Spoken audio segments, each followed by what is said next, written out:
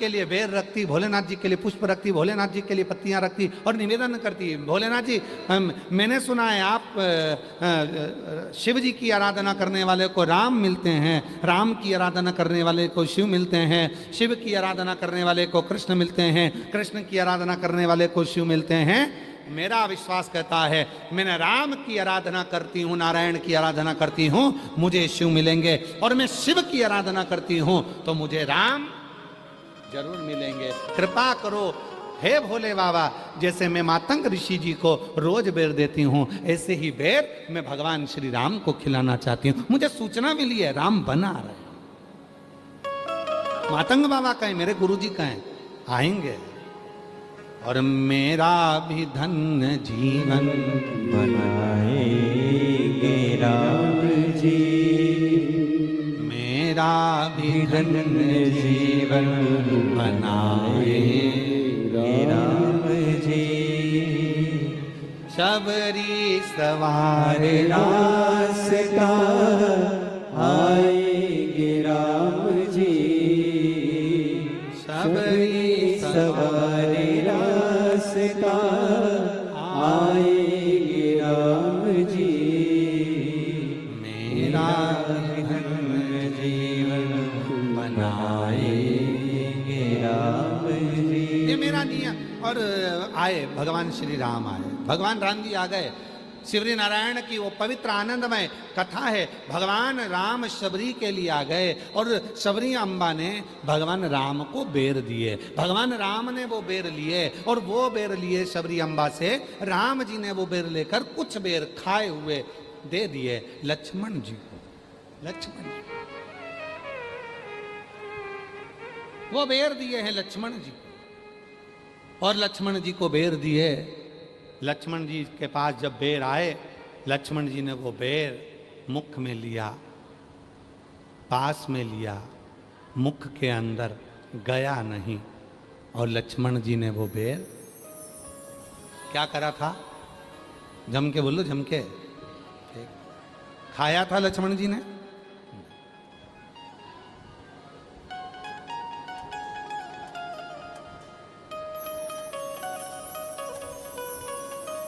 कहते हैं प्रेम से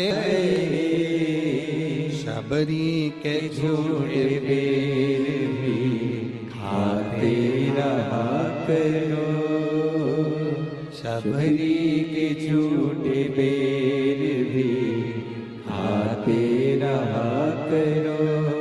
शबरी अम्बा का झूठा बेर लक्ष्मण जी को दिया, लक्ष्मण जी ने फेंक दिया। राम जी ने लक्ष्मण को फिर दिया, लक्ष्मण जी ने फिर फेंक दिया। लक्ष्मण बेर फेंक रहे थे, राम जी बेर खा रहे। राम बेर खा रहे, लक्ष्मण बेर फेंक।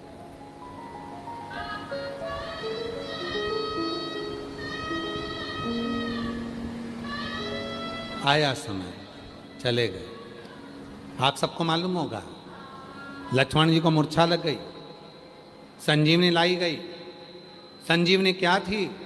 जो लक्ष्मण जी ने बेर फेंका था वही संजीवनी के रूप में लाए, उसी पत्ता का रस लक्ष्मण जी को दिया गया। लक्ष्मण जी ने वो रस को पाया, वो रस को पाया, और लक्ष्मण जी ने उस रस को ग्रहण किया,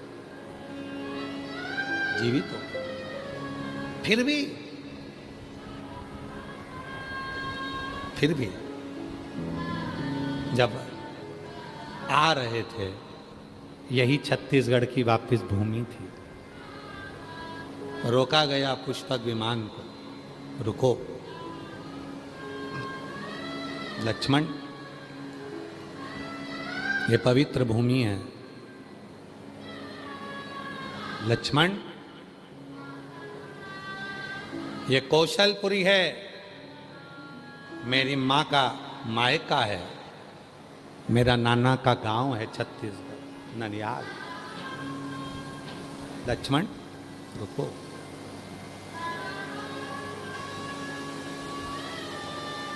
रुको। लक्ष्मण, तुम एक पुण्य से वंचित हो। क्या पुण्य? क्या पुण्य? भगवान श्री राम जी कहते हैं, मैं अयोध्या से चला था और लंका तक पहुंचा, वहां तक मैंने भगवान शंकर के पार्थिव शिवलिंग का पूजन करा, निर्माण करा, पूजन करा और उस पूजन का फल मैंने प्राप्त किया। पर लक्ष्मण, तुमने एक बार भी पार्थिव पूजन नहीं करा। इस भूमि पर जहाँ स्वयं मातंग बाबा ने शबरी अम्बा को कहा था, पार्थिव पूजन की महत्वता बताई थी, जिसके चलते मैं स्वयं शबरी अम्बा को दर्शन देने के लिए आया हूँ। लक्ष्मण, आज तुम पार्थिव शिवलिंग का निर्माण करो और मैं भी एक शिवलिंग का निर्माण करूँ। जाओ। और सुनो लक्ष्मण, वो पार्थिव बनाने के बाद जो शबरी अम्बा ने बेर दिए थे, तुमने नहीं खाए थे, आज इसी वन के बेर तोड़कर शिवलिंग पर समर्पित करना, जिससे तुम्हारे जीवन के सारे दोष, सारे पाप, सारे कष्ट जो भी तुमने अपने जीवन में करा हो, यहां तक अभी हम लंका को जीत कर आ रहे हैं। ब्राह्मणों की सेना थी, सामने लंका राजा रावण थे, उसके बच्चे थे, मरा तो ब्राह्मण था, इसलिए भले राक्षस था पर तत्व ब्राह्मण का था, इसलिए उसके भी पाप से तुम्हें छूटना है। कितना सुंदर कहा है। महाशिवरात्रि पर शिव जी को मात्र एक बेर, बेर जानते हो, बोर बोलते हो, बेर बोलते हो, क्या बोलते हो, मात्र एक बेर महाशिवरात्रि पर जब शंकर को समर्पित किया जाता है, तो व्यक्ति के पीछे के जितने पाप होते हैं, पूर्व के जितने पाप होते हैं, जो ना जाने कितने जन्म जन्म लेकर वो पाप कर्म कर कर आया है, एक बेर समर्पित करने से वो संचित पाप समाप्त हो जाते हैं। संचित पाप। और उसका प्रमाण देखिएगा जरा छत्तीसगढ़ की भूमि पर। इसलिए हम कहते हैं छत्तीसगढ़ के लोगों को गौरवान्वित होना चाहिए। छत्तीसगढ़ के लोगों को गौरवान्वित होना चाहिए। उसका प्रमाण है छत्तीसगढ़ की भूमि। भगवान लक्ष्मण जी ने उसी समय पर शिवलिंग का निर्माण करा। शिवलिंग का निर्माण करते से ही पूजन करने बैठे, एक बेर उठाया डलिया में से, शबरी अम्बा को याद किया। शबरी अम्बा, शबरी, तुमने बेर दिया था पर मैं खाया नहीं था, पर आज अपने संचित कष्टों को समाप्त करने के लिए, पाप को समाप्त करने के लिए ये बेर मैं शिव को समर्पित कर रहा हूं। तो ये बेर नहीं है शबरी, तेरे हृदय की गहराई है। ये बेर नहीं है शबरी, तेरी भक्ति है। और वो भक्ति की गहराई आज मैं शिव को दे रहा हूं। और महाराज, जैसे ही वो बेर शिवलिंग पर रखा, वो बेर अंदर धस गया। कहते हैं वो बेर पाताल में पहुंच गया। पाताल में, तलातल रसातल पाताल में वो बेर पहुंच गया।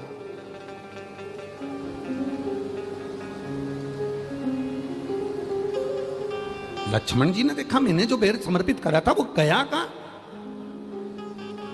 गर्जना हुई। भगवान देव अधिदेव महादेव कहते हैं, लक्ष्मण, तो शबरी के हृदय की गहराई को नहीं जान पाया, इसलिए वो बेर शबरी के हृदय की गहराई से मैंने स्वीकार कर लिया। अब ये बेर तुझे प्राप्त नहीं हो सकता।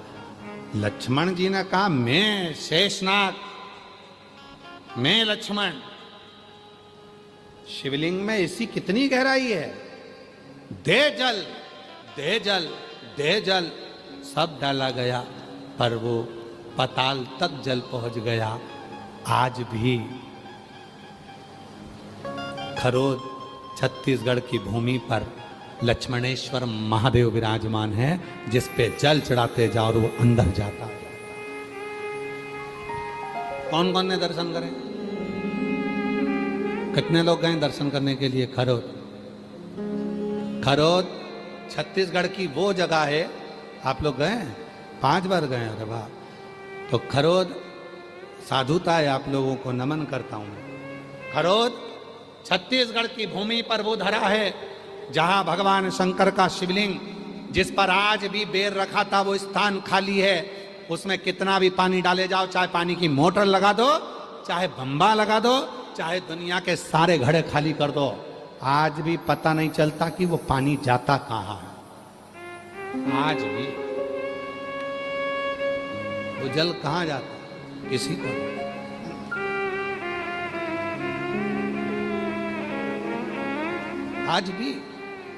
आज भी मेरे ओघड़दानी शिव जी ने कहा, लक्ष्मण तुमने इस शिवलिंग का निर्माण करा, मां शबरी अम्बा के भाव से बेर को समर्पित करा, वो बेर पाताल तक चला गया, इसलिए ये शिवलिंग लक्ष्मणेश्वर महादेव के नाम से पुकारा जाएगा। आज भी वो लक्ष्मणेश्वर महादेव के नाम से वो शिवलिंग विराजमान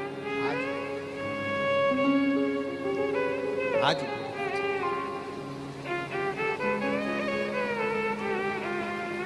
वो लोग जाते हैं, जल चढ़ाते हैं, शिव को मनाते हैं, रिझाते हैं, बाबा को अपने मन का भाव करते हैं। बोल लक्ष्मणेश्वर महादेव की। लक्ष्मणेश्वर और शबरी के झूठे बेर भी खाते ना करो, शबरी के झूठे बेर भी खाते ना करो, शबरी के रास्ता आए राम जी, शबरी सवारे रास्ता आए राम जी, मेरा भी धन्य जीवन बनाएंगे राम जी, मेरा भी धन्य जीवन बनाएंगे राम जी। बहुत कठिन काम है शिव को पहचानना। थोड़ा सा पॉइंट बढ़ा, थोड़ा आवाज बढ़ा, हल्की सी अंदर की और बाहर की भी। शिव को पहचानना बहुत कठिन काम, बहुत कठिन। उनको जानने के लिए किसी दूसरे को देखने की जरूरत नहीं पड़ती, उनको जानने के लिए स्वयं के भीतर देखना पड़ता, स्वयं के भीतर। कहीं दूसरी जगह जाकर नहीं देखना पड़ता, अपने भीतर देख। हमारे वो निखिलेश जी कहते ना, फूलों में ढूंढा तुझे, फूलों में ढूंढा तुझे, कलियों में पाया है हो, फूलों में ढूंढा तुझे, कलियों में पाया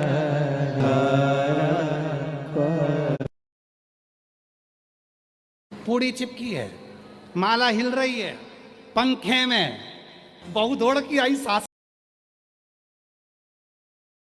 जेवा बिछाया भोले के लाल मैंने से जेवा बिछाया। इसलिए सब साथ में बोलना, प्रेम से भाव से बाबा को निवेदन नहीं हो तो हाथ हिला सकती, क्या करूं तुमसे कि जिंदगी में सच्चे प्रेम किस देवी देवता ने करा है। अगर कोई तुमसे पूछे कि सच्चा प्यार किसको कहते हैं, तो शंकर भगवान और माता सती का नाम ले देना। सती माता जलकर भस्म हो गई, उनकी भस्म आज भी मेरे भोलेनाथ अपने तन पर धारण करते हैं, इतना प्यार करेंगे सब।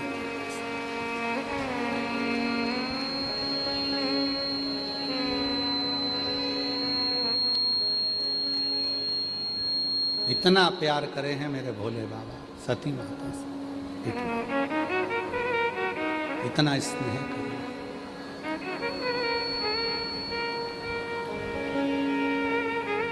प्रेम किसको कहते हैं? प्रेम की परिभाषा किसको कहते हैं? ये जो तुम आज के ज़माने में लड़का लड़की आपस के ज़माने में, आज के ज़माने में जो लोग कहते हैं ये प्रेम है, ये प्रेम नहीं, इसको प्यार कहते हैं।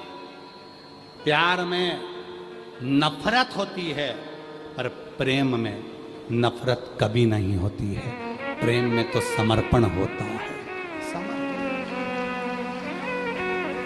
प्रेम में केवल समर्पण।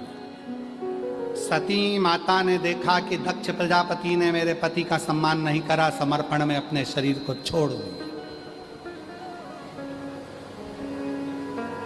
प्रेम में केवल समर्पण, केवल समर्पण।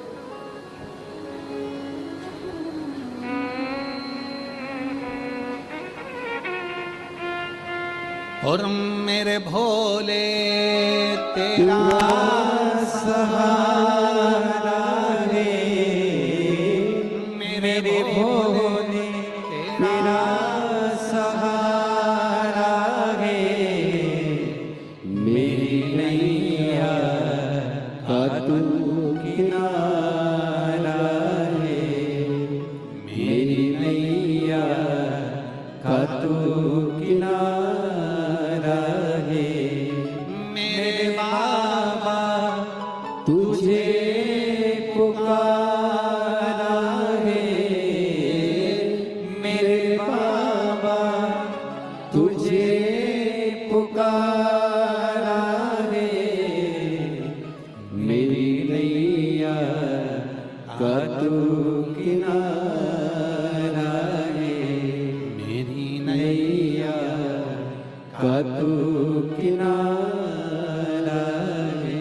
समर्पण हो प्रेम में। प्रेम में दिखावा नहीं होता, प्रेम में नफरत नहीं होती, प्रेम में दिखावा नहीं होता, प्रेम में केवल और केवल समर्पण का भाव होता है। केवल समर्पण का। एक दिन दक्ष प्रजापति ने अपने नगर में एक पतंग की प्रतियोगिता रख दी।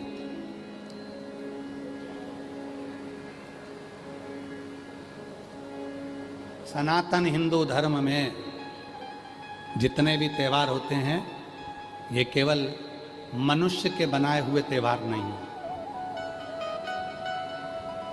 सनातन हिंदू धर्म में जितने त्योहार हैं, ये मनुष्य के बनाए त्योहार नहीं है, ये परमात्मा के बनाए हुए त्योहार, भगवान के। इन त्योहारों को किसी ने नहीं बनाया, इनको बनाया है स्वयं परमात्मा। दक्ष प्रजापति ने अपने नगर में पतंग का एक आयोजन रख दिया और दक्ष प्रजापति ने कहा, इस पतंग प्रतियोगिता में जो जीतेगा उसको मुंह मांगा धन दिया जाएगा। साथ में उसी प्रतियोगिता में एक संत आकर खड़े हो गए। संत ने कहा, मैं भी जो जीतेगा उसको शिव के परम भक्त का तिलक लगाकर सम्मान करूंगा। परम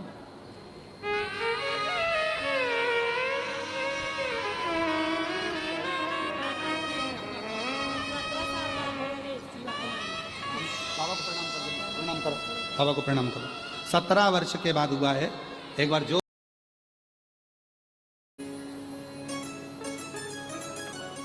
7 ब्राह्मण बुलाए गए, भगवान देवाधिदेव महादेव के पास में गए।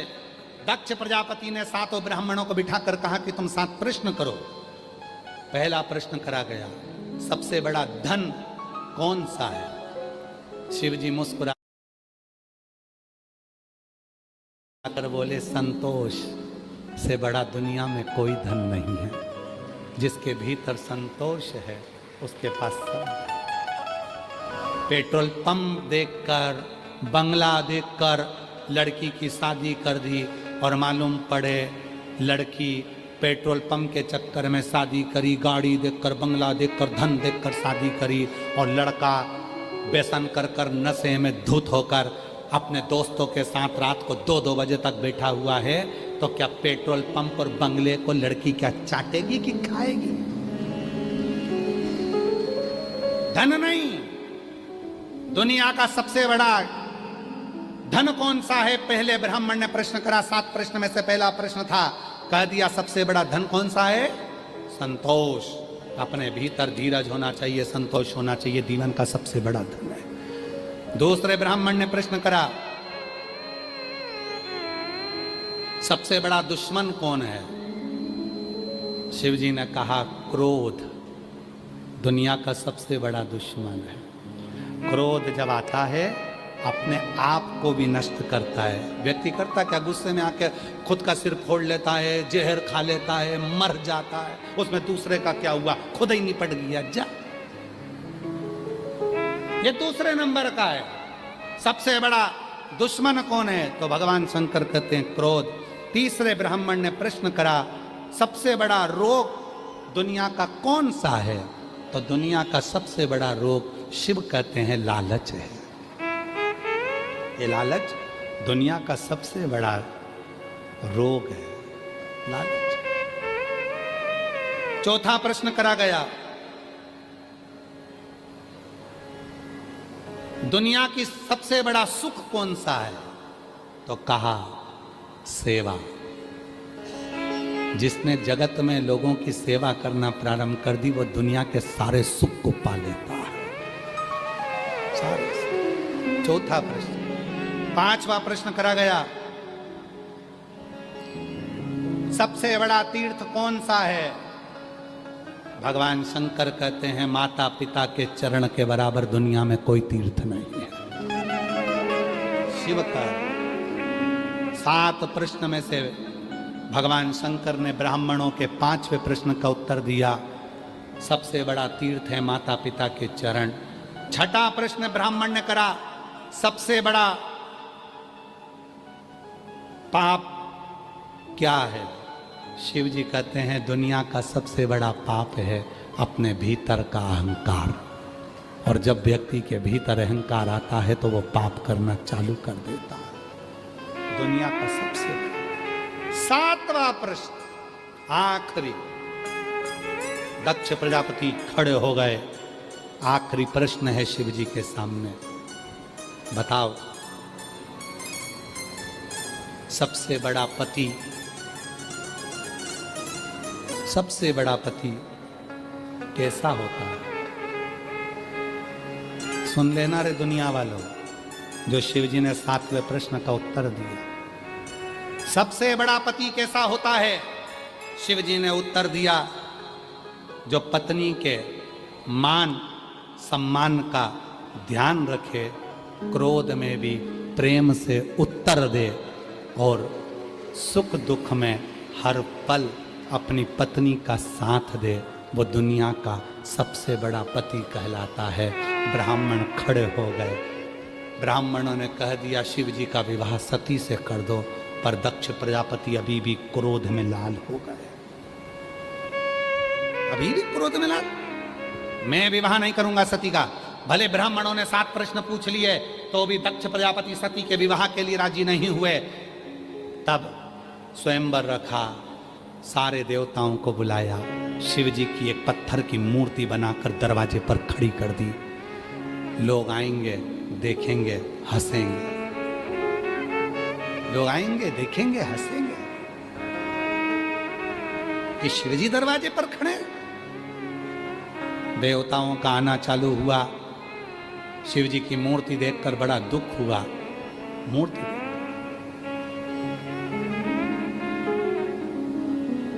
ये शादियों में, जो घर के दरवाजे पर शादियों में, जो रिसेप्शन में, होटल में दरवाजे पर भगवान की मूर्ति रख देते हैं, ये श्रेष्ठ नहीं। सनातन धर्म की हंसी उड़ती है। सनातन की हंसी। प्रवेश। सती माता आई जयमाला लेकर। पिता दक्ष प्रजापति ने कहा था कि इस सभा में तो शिव भी आएंगे, पर शिव शंकर भगवान कहीं दिखे नहीं, शिव कहीं नजर ही नहीं।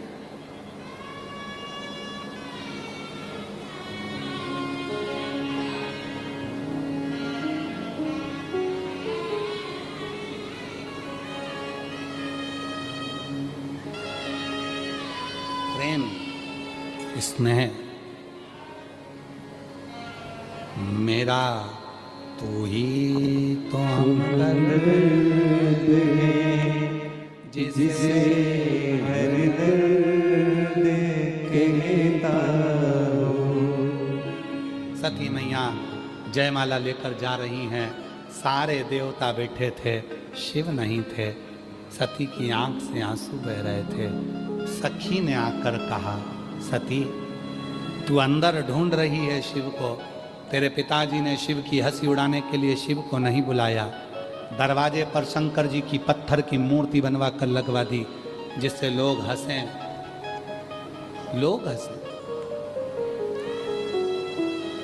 मेरा तू ही तो हमदर्द दर्द है जिसे हर दर्द कहता हूँ। मेरा तू ही तो हमदर्द है जिसे हर दर्द कहता हूँ। दुनिया के आगे प्रभु चुपचाप मेरे रहता हूँ। दुनिया के आगे प्रभु चुपचाप मेरे रहता हूँ। मेरा तू ही तो हमदर्द है जिसे हर दर्द कहता हूँ। मेरा बड़े आनंद के साथ में पूरे भिलाई का गौरव, एक बार दोनों हाथ उठाकर ताली बजाएं इस